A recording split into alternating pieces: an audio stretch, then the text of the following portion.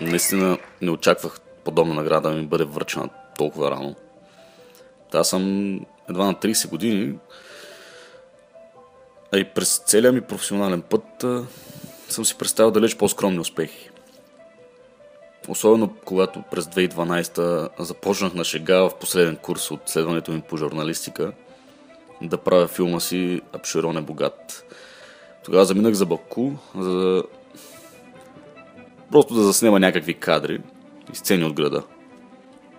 На следващата година се мотивирах да запиша продуцентство, което до известна степен ми промени живота, и реших да си доразвия идеята, като я обвържа с темата за дипломната ми работа.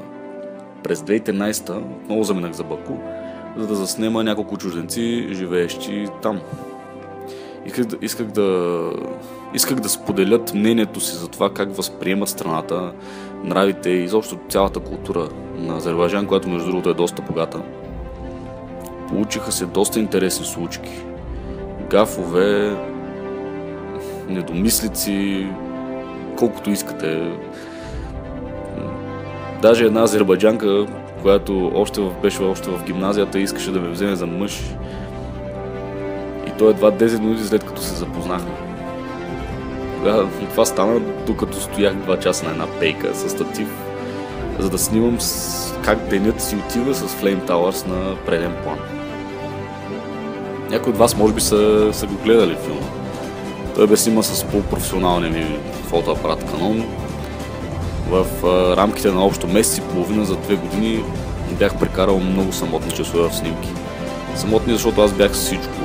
И оператор, и режисьор, и сценарист, и в кавички специалист по осветлението, и монтажист, и най-вече продуцент. Тогава си мечтах да създам продуцентска компания, като събера всички мои приятели и колеги от бранша на едно място. Наивна история. Малко съм напорист и сигурно съм досаждал в определени моменти в разработването на следващите ни проекти. Но то е било само и единствено с цел да се получи нещо интересно. Това ми бе и целта при заснемането на "Апшерон е богат". Аз не исках перфектно заснет филм с невероятни ефекти. Исках да покажа една част от света, която през периода около 2013 година набра изключителна популярност заради залежите си от газ и петрол на фона на задълбочаващата се криза в Европейския съюз.